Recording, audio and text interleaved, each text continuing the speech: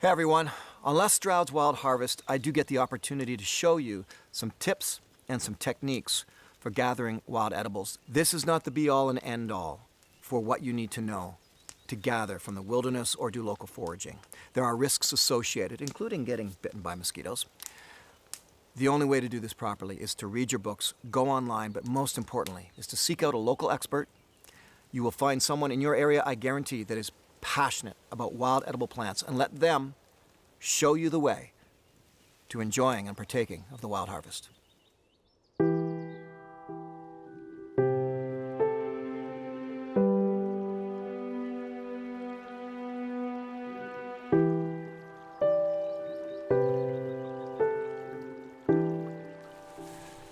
It's a nice spot, eh?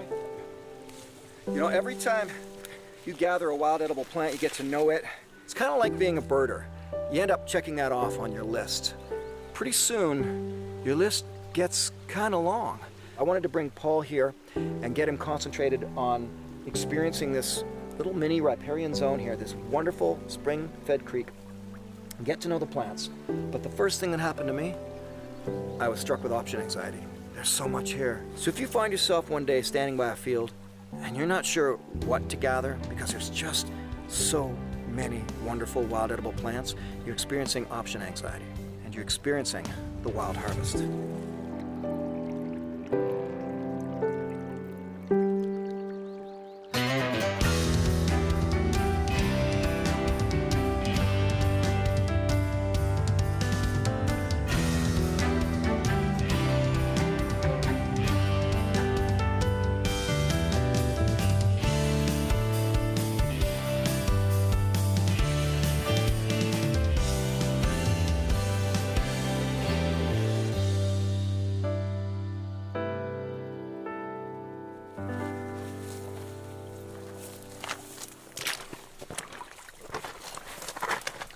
Hey, Paul, hold up. You know what I think still excites me the most about bringing you out to these locations and showing you these different wild edible plants? It's knowing that you, a chef, are being brought to the very spot where a particular plant lives out its entire existence, 365 days a year. And you get to connect with that and then partake of the harvest at the same time. So I'm happy to do that again today with Ribes Hudsonianum. What? I'm still a complete beginner when it comes to the Latin names, but I have learned over the years that there's danger in going by common names, because there are plants where the common name is such and such in one place, and in another place, another plant has the exact same name, but that one's poisonous. This, I am quite certain, is Northern Black Currant. You've got time to basically sleep on this and figure out what to do, but I'm actually going to leave you now. I have some plants I want to gather across the road.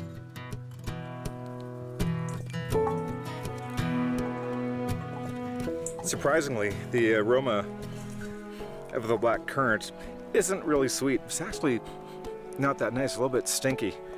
I'm surprised. Some of the ones I've had in the past, they're sweet and they don't really have this musky funk. That's intense. And delicious and bright and fruity and astringent. Yeah, that's a good plump.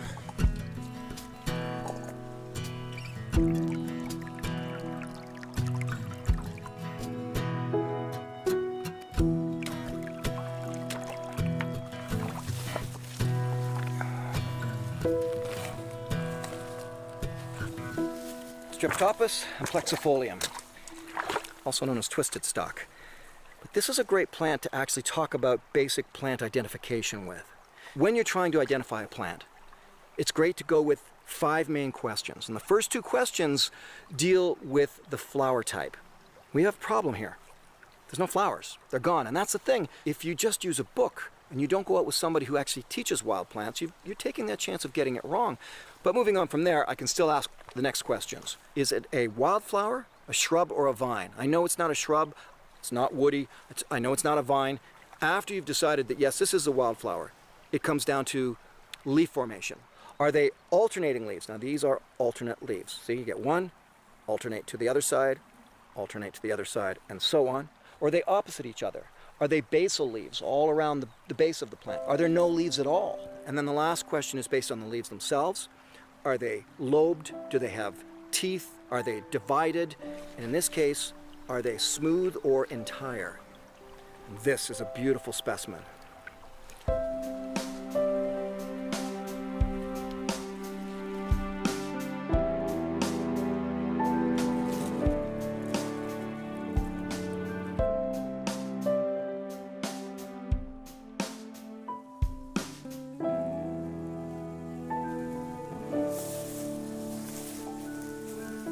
I was talking to Paul earlier. What would you like me to search for? What do you think? You know, something sweet, something spicy? What do you want? And the first thing he said was something bright and herbaceous. Oh, okay. Well, I know just the thing. Wild mint. Mentha arvensis. Now, spearmint and peppermint are actually European introductions to North America. But wild mint, this is all our own. With the mint family, they literally have square stems. It's really pretty crazy. It's like little tiny 4x4s. And the stem is super square. Hard not to recognize it. I'm scratching my head on something here. This one seems different than the others, but it almost seems identical at the same time. And then I put the leaves together, and that's not even the same leaf. And then I crushed it and I'm smelling it. Oh yeah, that smells like wild mint. But I want to try something. Without any power of suggestion, Kevin, just take some leaves and crush them up and smell them for me, would you? Tell me what you smell. It's got a fresh spiciness to it, it's not mad. It's got the square stem, it's got the leaf formation. You know what the problem was?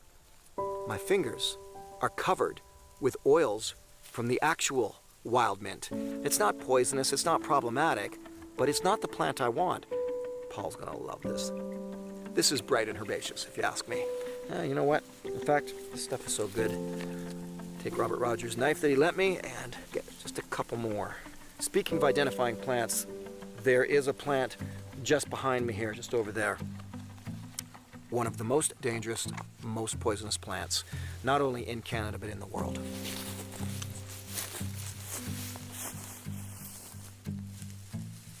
This is one of the most poisonous plants on the planet. It's water hemlock. And some telltale signs, the serrated leaves, these umbel-like flower tops. Now, this is a wet area, and that's where water hemlock likes to grow. That's also where the wild mint likes to grow. And that's the important thing to take into consideration for plant identification as well. It's not just the flowers, the leaves, the configuration of the leaves and the stem and so on. It's also, where are you? With water hemlock? See, even in like this, Kevin doesn't want me to even touch it actually. Because all I would have to do is nibble on these 3 leaves right here. That's enough to kill me. And I'm not being dramatic. It's literally enough to kill me just to nibble a bit on that plant. So, that's a very poisonous plant. Water hemlock, I'm staying away from you. I'll stick to the wild mint.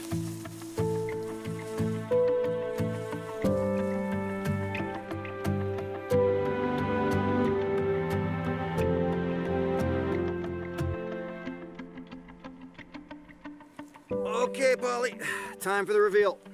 What's this time, is it? It's time again. You already know one, obviously, by helping me out with the black currant. So we can bring that guy out right now. What has the black currant got you thinking so far, like as a chef, not knowing what the other 2 ingredients are? Do I go sweet? Do I add sugar? Do I add vinegar? That's classic, right? I mean, if you take currants, do you know what you're going to do? No. No, because, well, you still have 2 other ingredients to play with, right? Completely, radically different kind of berry. What are those? These are the berries from a plant called twisted stalk. It's not going to be what you expect. I guarantee you that. You know what? Go ahead. Have a taste. They kind of look like pomegranate seeds. They do. The nickname is watermelon berry. But I don't think they taste like watermelon at all. So even though the nickname's watermelon berry, I think they taste more like cucumbers. What are you getting? Do you know what? Maybe it's psychosomatic. I'm actually getting a little hint of pomegranate as well, like a pomegranate cucumber. But man, they've got a lot of juice. Like they're amazing. I really have to be careful that I don't overpower the flavor of other ingredients when I pair it up with these because I don't want to mask them. I want them to shine. Do you remember last night when I asked you what kind of plants would you like me to go for? What would you like me to look for? The first thing you said, yep. First thing out of your mouth. Do you recall what it was? Something... Herbaceous. Right, and bright. Yes. Something bright and herbaceous. Well, I think Kevin and I were kind of giggling while we were out there because we figure that a nice big pile of wild mint is very bright and herbaceous. As soon as you pulled off How about that, eh? the lid there, Isn't that got beautiful? a bomb of mint. It's mint. You don't need an explanation on what to do with it. Kind of like the currants. Oh, wow. Wow, what a pop in the mouth. I'm going to leave you with this. I'm going to leave you with Kevin, and you, I don't know, do what you do best as a chef. So twisted stalk. Wow, unbelievably fresh. There's just so much juice, and the flavor is very, very light. There's this grape-like quality to the skin, and these wild black currants can pair it up with things like char-grilled or smoked onions, things like that really work well. Like it definitely fits into a savory profile. And then this mint, it almost has a bit of a licoricey tone to it. Makes me think of hyssop or tarragon.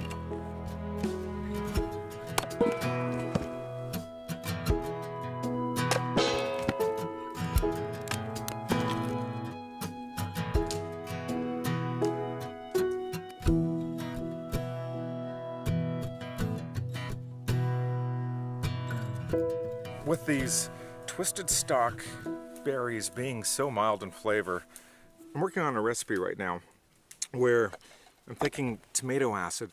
Acid is always one of those things that helps bring out flavor. If I can use the tomato as sort of a base layer, something that will help accentuate the whole experience, the bite of them, the juiciness of them. One trick when you're slicing tomatoes is A, of course, having a sharp knife helps. B, don't put any pressure on the tomato, just let the knife do the work.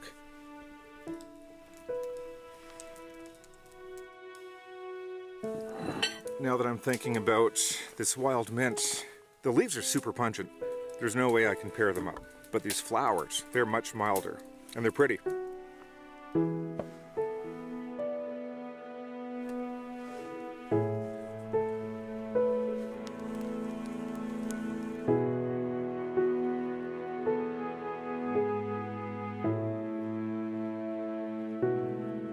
This is for you. All right. Oh. And you need that Nice. to eat it. Okay.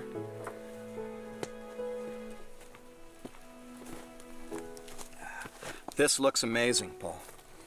As always. I wanted this to be a textural experience. As you're eating this, there is just a hint of the wild mint. The mint blossom is there just to add some sort of middle flavor, some depth of flavor. I get it. I see it. Okay. Yep. It's cleansing.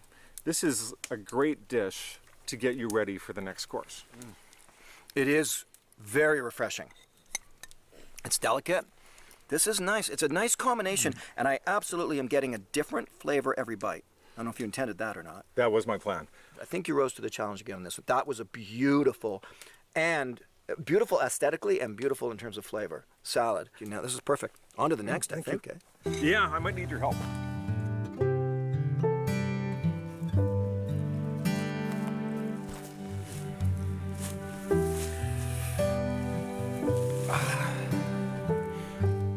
Perfect.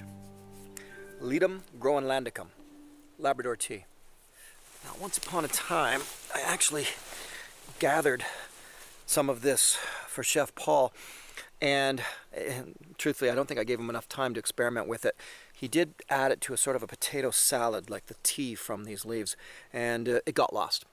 So this time I thought I would try again, but instead of springing it on Paul in the last minute sort of thing, I'm going to make him some Labrador tea. And the way I'm going to make the tea today is I'm going to let it steep for quite a few hours.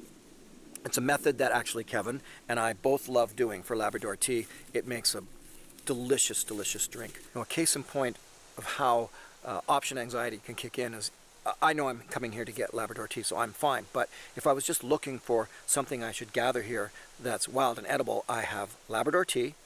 Underneath it, bunch berries.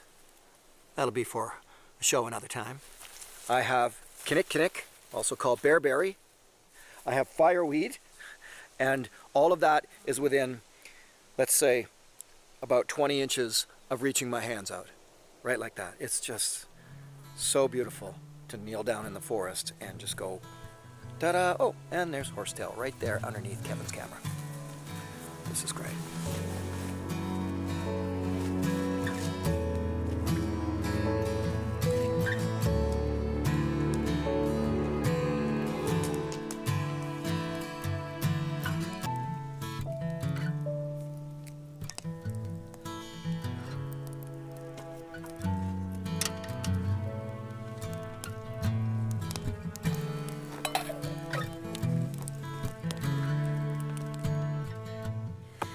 Okay, time to get cooking. All right, Paul, I'm getting bored over there. I've done all my wood chopping. What do you got going on? Well, do you know what? I could use a hand. I'm making 3 different sauces. Sauces. Yeah, one being a black currant based sauce. Okay. I love the depth of flavor that it has. And then the twisted stock. I want to make a gastrique style sauce. So then the last sauce, I play on a Mexican classic, a mole sauce. Which is what? So mole is always chili peppers and chocolate and nuts. There is a rocket stove over there. Could you fire that up? Yeah. Okay. And keep things going. Yeah. All right. Well, I'm not going to ask you where you're headed with all of these sauces. I'm intrigued now, though. So carry on. I'll get your rocket stove going. Need to melt some honey.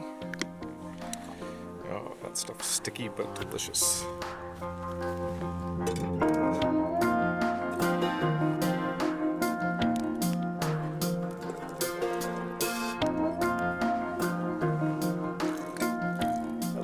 Apple cider vinegar.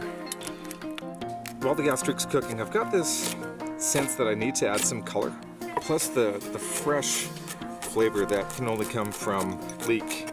Not too strong in the onion world, but strong enough that it's going to stand up to the wild black currant.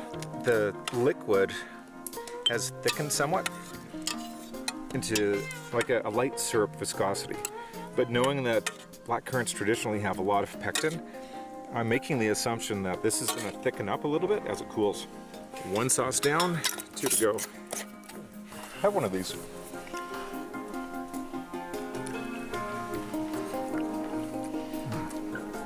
Now think pine needle. You know, that citrusy sort of flavor profile. Yep.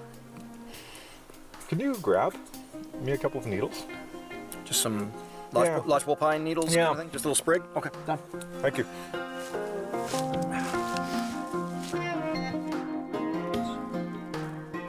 Go. Nice little bit of spicing, courtesy lodgepole pine.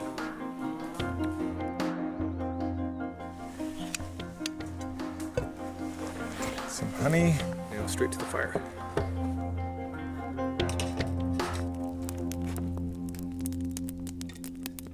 One thing I love about pine is the citrus notes that it carries. These needles are really unique and user-friendly. The first time I tried them, I thought I was going to have, you know, sort of a flavor of a household cleaner, but not the case at all.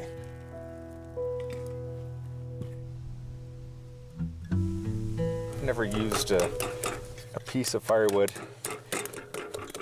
to mash things up before, but it's actually working not bad. It's kind of fun. It's a little bit of acid, a gentle acid, like lemon. Time for the mole. You know, a lot of people think that it's a chocolate sauce, but it's not. It's so much more than that. It's this combination of nuts and layers of flavor that all harmonize in a way that makes it extremely savory, extremely versatile, and the flavor of grilled meats and mole combined, just something special and magical. This garlic doesn't need to be perfect because it's going to be sauteed and mashed with all the other ingredients that I have going. Oh, that smells so good. Some leeks and some garlic, just need to caramelize those. So I can now add some sunflower seeds. all the lovely charred ingredients. Some brown stock. The mission here is to soften all of the ingredients. That way it's easy to pulverize. I don't have a blender here. I'm hoping Les is going to help me with a bushcraft mortar and pestle.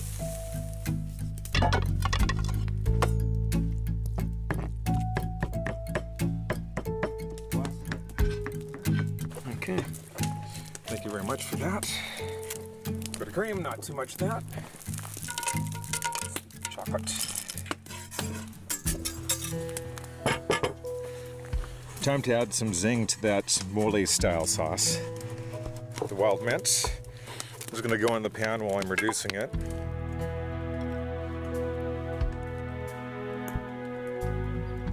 Now that I have all the sauces done, the theme of this dinner can be revealed. I'm doing a mixed grill. I have some pork tenderloin, and I also have some beautiful moose steaks. And the sauces are designed to be playful. I hope that I've achieved a balance of flavor between them. That means that every sauce kind of helps and assists the next sauce.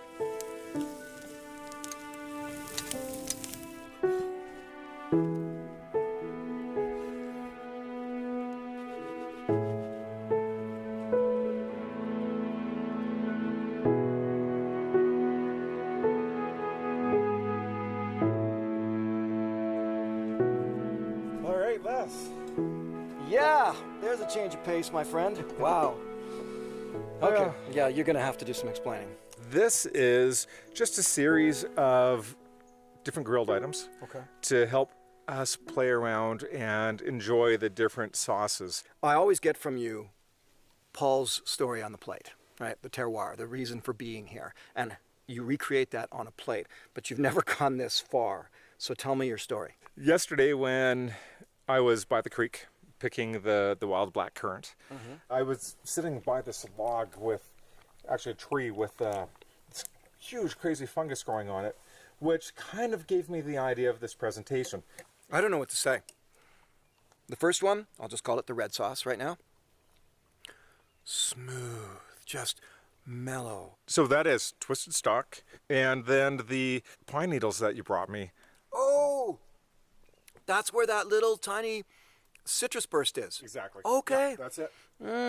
Then I went to the, we'll call it, is it like a chocolate sauce? It's like, it looks like a chocolate sauce, but it doesn't taste like a chocolate sauce. So that sauce is all about the mint. The mint is so strong and has so much herbaceousness to it.